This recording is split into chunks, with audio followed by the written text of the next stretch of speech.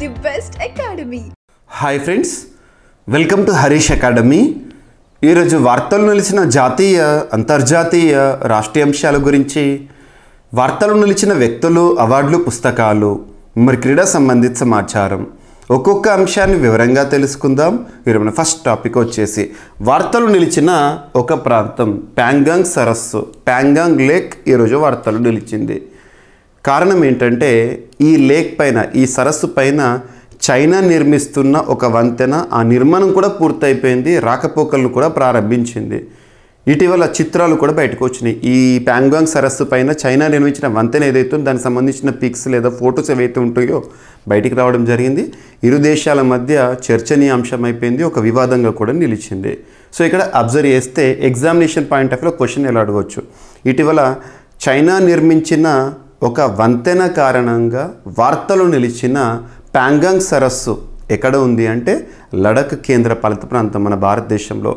వాస్తవాధీన రేఖ వెంట చైనా నిర్మించిన ఈ వంతెన అనేది ఇరు దేశాల మధ్య మరొకసారి వివాదంగా మారింది. సో ఇక్కడ అబ్జర్వ్ చేస్తే ప్యాంగాంగ్ సరస్సుపై చైనా కొత్త వంతెన నిర్మాణము, లడఖ్లోని ప్యాంగాంగ్ సరస్సుపై చైనా కొత్త వంతెన నిర్మాణాన్ని పూర్తి చేసింది. దీనికి సంబంధించిన చిత్రాలను ఎన్డీటీవీ 2022 జనవరిలోనే ప్రచురించింది. 400 మీటర్ల పొడవైన ఈ వంతెనపై ప్రస్తుతం తేలికపాటి వాహనాల రాకపోకలు సాగుతున్నట్లు ఈ నెల జూలై 22న ఎన్డీటీవీకి అందిన కొత్త చిత్రాలు స్పష్టం చేస్తున్నాయి. 1958 నుంచి చైనా ఆధీనంలో ఉన్న భూభాగంలో నిర్మితమైన ఈ వంతెన లడఖ్లో భారత్ చైనా మధ్య వాస్తవాధీన రేఖకు సమీపాన ఉన్నదంట.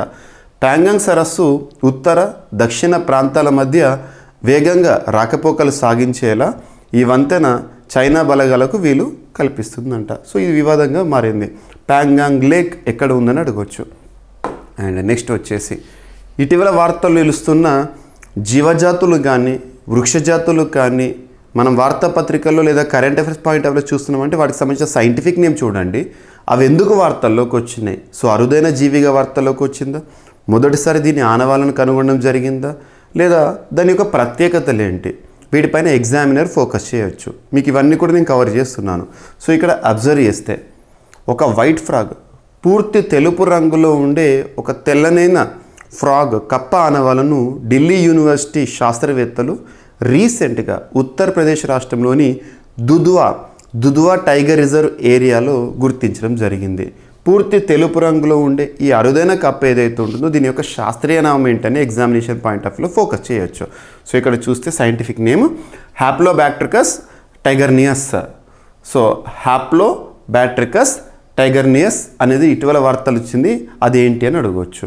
సో ఎగ్జామినేషన్ పాయింట్ ఆఫ్ వ్యూలో ఏదైనా జీవజాతులు వృక్షజాతుల గురించి 1 లేదా 2 ప్రశ్నలు అడగవచ్చు. అండ్ మీకు ఇవన్నీ నేను కవర్ చేస్తున్నాను. అండ్ అభ్యర్థులు గుర్తుంచుకోండి, GVK study circle app.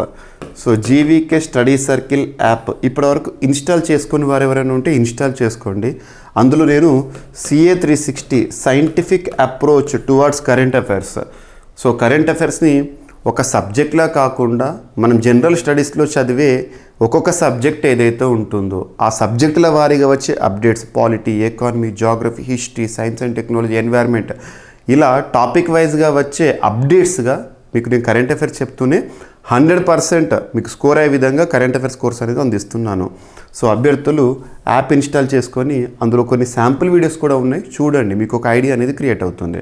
And WhatsApp ఛానల్లో మీకు నేను minute to minute updates, current అప్డేట్స్ని పోస్ట్ చేస్తున్నాను. ఇది మన WhatsApp channel. So Praveen sir WhatsApp channel. So Praveen sir పేరుతో వాట్సాప్ ఛానల్ ఉంటుంది, ప్రతి ఒక్కరు ఫాలో అవ్వండి. మీకు ఈ వాట్సాప్ ఛానల్ లింక్ ఏదైతే ఉంటుందో మీకు ప్రవీణ్ సార్ క్లాసెస్ యూట్యూబ్ ఛానల్లో ప్రొవైడ్ చేశాను. మీకు నేను ఇక్కడ ఇచ్చేది ఏదైతే ఉంటుందో ఎగ్జామినేషన్ పాయింట్ ఆఫ్ వ్యూ ఎంతవరకు ఇంపార్టెంట్ దాన్ని డైరెక్ట్గా మీకు నేను పోస్ట్ చేస్తున్నాను వాట్సాప్లో, ఓకేనా. సో ఇవి ఒకసారి చూడండి అభ్యర్థులు. అండ్ సో ఇక్కడ వార్తల్లోకి వచ్చిన హ్యాప్లోబ్యాక్ట్రికస్ టైగర్నియస్ ఇటీవల వార్తల్లోకి వచ్చింది, అదేంటిదంటే ఒక కప్ప. అండ్ భారతదేశంలోనే మొట్టమొదటి సంకెన్ మ్యూజియం ఇటీవల ఎక్కడ ప్రారంభమైంది అంటే హ్యూమాయన్. సో హ్యూమాయన్స్ టూంబ్ ఉంటుంది కదా, యాక్చువల్లీ ఇది వరల్డ్ హెరిటేజ్ సైట్ ఢిల్లీలో. సో ఇక్కడ ప్రారంభించడం జరిగింది. ఇప్పుడు ప్రస్తుతం భారతదేశం ఆధ్వర్యంలో ఆతిథ్యంలో UNESCO world heritage committee meeting కూడా జరుగుతోంది. 46th world heritage committee meeting నేటితో ముగుస్తుంది. ఇలా జూలై 31 గుర్తుపెట్టుకోండి. అండ్ సో ఇక్కడ మనకు హ్యూమాన్ టూమ్ ఏదైతే ఉంటుందో ఇక్కడ ఏర్పాటైన ఈ మ్యూజియం యొక్క ప్రత్యేకత ఏంటంటే ముఘల్స్ కాలం నాటి వారి జీవన విధానం కానివ్వండి లేదా వారికి సంబంధించిన ప్రత్యేకతలు కానివ్వండి మనకు కళ్ళకు కట్టినట్టుగా చూపించే ఒక అద్భుతమైన మ్యూజియంగా ఇది పేరొందింది. నెక్స్ట్ సో తెలంగాణ రాష్ట్రానికి సంబంధించి రాష్ట్రీయ అంశాల్లో భాగంగా అనుకోవచ్చు. సో తెలంగాణ రాష్ట్ర ముఖ్యమంత్రి ఇటీవల ఎస్ జైపాల్ రెడ్డి గారు, సో మాజీ కేంద్ర మంత్రి కాంగ్రెస్ సీనియర్ నేత దివంగత ఎస్ జైపాల్ రెడ్డి గారి విగ్రహం ఏదైతే ఉంటుందో దాన్ని కల్వకుర్తిలో ఇనాగ్రేట్ చేశారు, ప్రారంభిస్తూ కల్వకుర్తి నియోజకవర్గానికి ప్రత్యేకంగా 309 కోట్ల డెవలప్మెంట్ ప్యాకేజ్ అభివృద్ధి నిధులను మంజూరు చేయడం జరిగింది, గుర్తుపెట్టుకోండి. And next so persons in news, వార్తలు నిలిచిన వ్యక్తులు.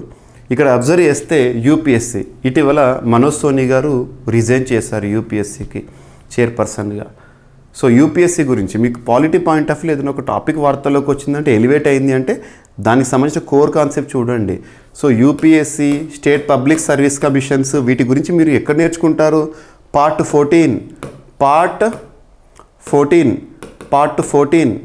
14 ఆఫ్ ఇండియన్ కాన్స్టిట్యూషన్, రాజ్యాంగంలోని 14వ భాగంలో మనం వీటికి సంబంధించి నేర్చుకుంటాం. ఆర్టికల్ 315 నుండి 323 వరకు పబ్లిక్ సర్వీస్ కమిషన్స్, యూపీఎస్సీ ఇటువంటివి మనం నేర్చుకుంటూ ఉంటాం. వాళ్ళ నియామకం ఎలా ఉంటుంది, వాటి అధికారాలు ఎలా ఉంటాయి అని చెప్పేసి.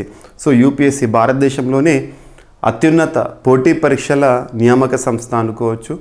ఈ యూపీఎస్సీ ప్రస్తుతం 1+10 బాడీగా పనిచేస్తుంది. యూపీఎస్సీకి చైర్పర్సన్ ఉంటారు కదా, ఆ చైర్పర్సన్ని మెంబర్స్ని ఎవరు అపాయింట్ చేస్తారంటే భారత రాష్ట్రపతి గారు నామినేట్ చేయడం జరుగుతుంది, నియమించడం జరుగుతుంది.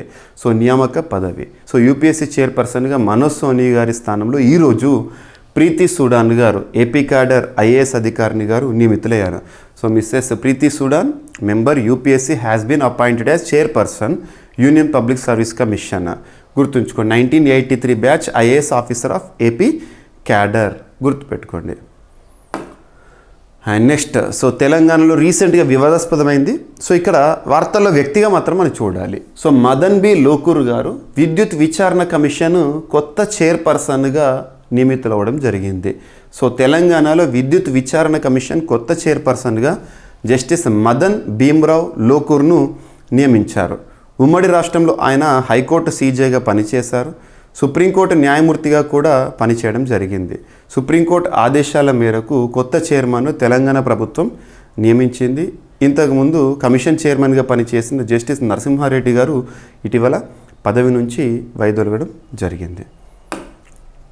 నెక్స్ట్ మనోజ్ మిట్టల్ గారు రీసెంట్గా SIDBI small industries development bank of India, so మనకు ఎంఎస్ఎంఈ సెక్టార్లో కానీ చిన్న చిన్న ఉపాధి పొందుతున్న వారు ఎవరైతే ఉంటారో లేదా స్వయం ఉపాధి పొందుతున్న వారు ఎవరైతే వారికి రుణాలు మంజూరు చేసే సంస్థ సిడ్బీకి సిఎండీగా చైర్మన్ అండ్ మేనేజింగ్ డైరెక్టర్గా రీసెంట్గా నియమితులవుతూ వార్తల్లోకి వచ్చిన వ్యక్తి ఎవరంటే మనోజ్ మిట్టల్ గారు, పేరు గుర్తుంచుకోండి. అండ్ నెక్స్ట్ భారతదేశంలో మొట్టమొదటి అనే అంశంతో ఒక క్రీడాకారిణి వార్తల్లోకి వచ్చారు. ఇటీవల మనం తరచూ వింటున్న పేరు మను భాకర్. సో మను భాకర్ సరికొత్త చరిత్రను సృష్టించింది. మొట్టమొదటి భారతీయురాలుగా ఒకే ఒలింపిక్స్లో 2 మెడల్స్ని సాధించిన క్రీడాకారిణిగా. సో గత చరిత్రలో కూడా మనం అబ్జర్వ్ చేస్తే చూడండి, ఇక్కడ 10 మీటర్ల ఎయిర్ పిస్టల్ షూటింగ్లో మిక్స్డ్ విభాగంలో మను భాకర్, సరబ్ కొత్త జోడీ బ్రాంజ్ మెడల్ సాధించారు.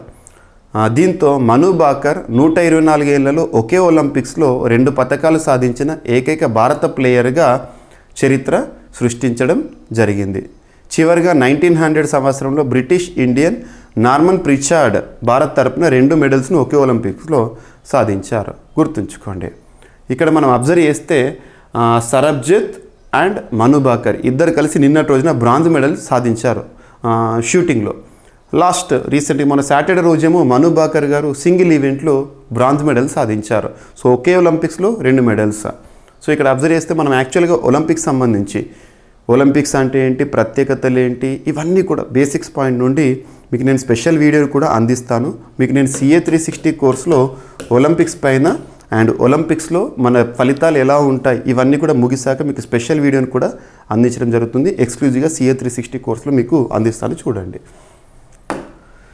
And India to host 2025 men's Asia cup in T20 format. So T20 ఫార్మాట్లో భారతదేశం 2025లో మెన్స్ ఏషియా కప్కి ఆతిథ్యం ఇవ్వబోతోంది. దీనికి సంబంధించి Asian cricket council official announcement రీసెంట్గా వార్తల్లోకి వచ్చింది. 2025 ఆసియా కప్, పురుషుల ఆసియా కప్కి ఆతిథ్యం ఇచ్చే దేశం ఇండియా. రీసెంట్గా ఆసియా కప్ మహిళలకు సంబంధించి ఆతిథ్యం ఇచ్చిన దేశము 2024లో శ్రీలంక. డంబుల్లలో జరిగింది కదా final match, India versus Sri Lanka గెలుపొందింది.